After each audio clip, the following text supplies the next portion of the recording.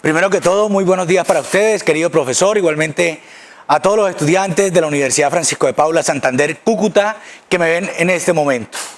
Quisiera responder la primera pregunta, el primer interrogante que nos presenta el profesor y nos dice ¿qué es la sociología? La sociología es una ciencia social que utiliza una serie de métodos para investigar ese mundo social a través de la evidencia y la lógica.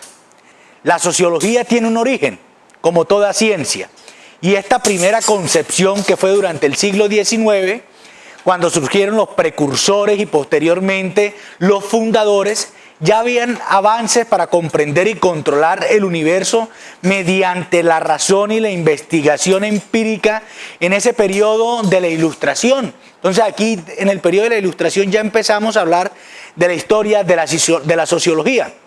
Entonces, decimos que fue una ampliación de esfuerzos teóricos realizados para reformular esos mismos conceptos iniciales de la sociedad y sociología. Se desarrollaron nuevas líneas teóricas y desde la interpretación que dieron un paso más al nacimiento de la sociología empírica. La meta era comprender algo, ¿qué era? Que la creación de un mundo más racional y mejor, rechazando las creencias de la autoridad tradicional. Como toda ciencia presenta una evolución y esta evolución fue durante el proceso de la evolución de la sociología como ciencia en el arco de su carácter interdisciplinario. Y esto se crearon distintas corrientes y escuelas que entre las principales escuelas sociológicas y de las más influyentes en la actualidad aún se mantiene aún su legado, pero ha ido decayendo. Hablamos del funcionalismo estructural. Esta teoría sociológica tiene su origen sobre la base de los aportes realizados por varios autores que se definían en su interés en el estudio de la estructura de las sociedades, con un fin, era analizar su funcionamiento y los tipos de relaciones a los que tenían pie y su influencia sobre la libertad o no de los individuos. ¿Cuál es el aporte que realiza la sociología al derecho? Y viene dando que consiste en dotar de nuevos contenidos teóricos explicativos y metodologías de investigación y unos temas de investigación a pesar de esta situación, favorable para el conocimiento jurídico, pero que existen tensiones sobre el saber del derecho y la sociología jurídica. Específicamente para hablar de esto me encuentro con el doctor José María Peláez, doctor en Derecho Penal, y que nos va a hablar un poco sobre ese aporte de la sociología jurídica al derecho penal. Adelante, doctor José María Peláez. Gracias, Joseph. Ahora bien, en el derecho penal, la sociología jurídica tiene una aplicación importantísima porque nos muestra y nos revela si efectivamente esas instituciones jurídico-penales están cumpliendo la función de prevención general para la que fueron establecidas las distintas combinaciones penales. Así pues, la sociología en materia penal se ha convertido en un instrumento conceptual y científico para poder robustecer la criminología y dar aportes a la política criminal en la edificación de nuevos preceptos penales. Muchísimas gracias, doctor José María Peláez, por este gran aporte que me realiza a mi tema de investigación en la Universidad Francisco de Paula Santander. Por parte de la sociología jurídica, como el doctor lo mencionaba, se han encontrado ese tipo de interacción entre el derecho, la acción política y los grupos sociales en un importante campo de desarrollo investigativo. Sigo con el doctor José María Peláez, quien me va a ampliar un poco sobre qué es la sociología jurídica. Gracias, Joseph.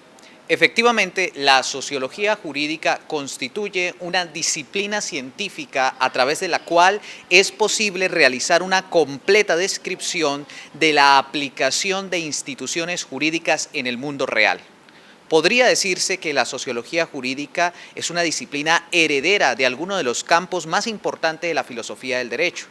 Si nos ubicamos en el siglo XIX, podemos encontrar en las escuelas filosóficas herederas de Hegel varias perspectivas teóricas que le dieron importancia a la historia del derecho para el examen de la forma como se iban desarrollando esas instituciones jurídicas y vivían en el mundo. Luego se independiza la sociología jurídica y comienza a realizarse una investigación de la realidad.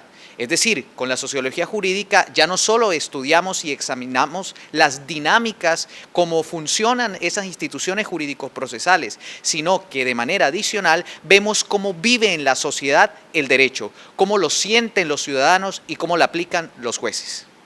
Muchísimas gracias, doctor José María Peláez, por su aporte. Respondiendo el segundo interrogante del ¿qué hace un sociólogo? El sociólogo es aquel científico social que investiga las causas y evalúa unas consecuencias y propone soluciones a partir del estudio de las interacciones sociales. El sociólogo dentro de una organización de carácter público, el sociólogo es aquella persona que diseña y gestiona proyectos de políticas sociales involucrándose en su ejecución junto con los diversos actores sociales en tareas de desarrollo, investigación, inserción y política y participación ciudadana. Por último, interrogante en este segundo parcial de sociología jurídica, encontramos y nos hacen la siguiente pregunta. ¿Cúcuta presenta sí o no un problema social producto de la migración de venezolanos? Para ampliar más de este tema, el profesor de la Universidad Libre, el docente Mario Zambrano y coordinador del programa Cúcuta ¿Cómo vamos?, me quiere aportar un conocimiento de si es un problema social o no. Sí. Y eso hay que responderlo de dos maneras, o una perspectiva, o dos perspectivas. Uno, no atribuir que el problema social que tiene Cúcuta se debe precisamente a la migración venezolana, lo cual es falso, porque antes del fenómeno migratorio ya Cúcuta presentaba problemas bastante fuertes, especialmente con una alta tasa de desempleo, una tasa de informalidad y una pobreza que venía creciendo. O sea, eso para ponerlo en ese contexto. Segundo, toda presión demográfica, o sea, en este caso, toda migración genera unos grandes retos y unos problemas sociales. ¿Cuáles? Por ejemplo, la afectación al mercado laboral, especialmente a la tasa de participación o la tasa global de participación, como llaman los economistas, una presión que puede generar en el corto plazo una baja de salarios y generalmente también un aumento, por no llamarlo así, de la informalidad. Y por otro lado, esta población tiene unas características sociodemográficas muy particulares y que se encuentra en unas condiciones de privación.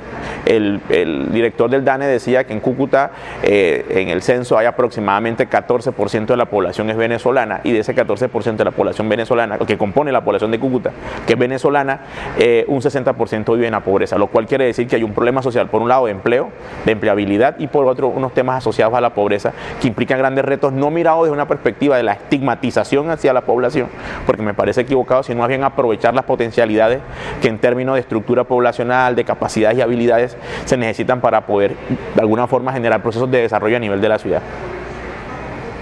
Profesor Mario Zambrano, muchísimas gracias. Exactamente, mire, los problemas sociales vinculados a la migración, en primer lugar, para mí, están en los gobiernos y en los estados, los cuales tienen que hacer frente a los flujos migratorios a través de seguridad y vigilancia, encargarse del proceso de deportación, respetando los tratados internacionales de los que sean partícipes, empezando por ahí. Segundo lugar, los problemas de las sociedades receptoras de inmigrantes impactan de manera negativa con el desarrollo de conductas criminales y también, ¿por qué? Porque aumenta la competitividad laboral en el departamento y en la ciudad de Cúcuta, norte de Santander. Y por último, una dimensión de problemas vinculados al migrante, ya que durante toda su travesía son vistos como personas altamente vulnerables, peligrosos ante cualquier cultura social o económica y seres no gratos de confianza. Espero que toda esta explicación de este segundo parcial haya sido de su total agrado. Recuerden que le habló Joseph García, estudiante de homologación para el programa de Derecho en la Universidad Francisco de Paula Santander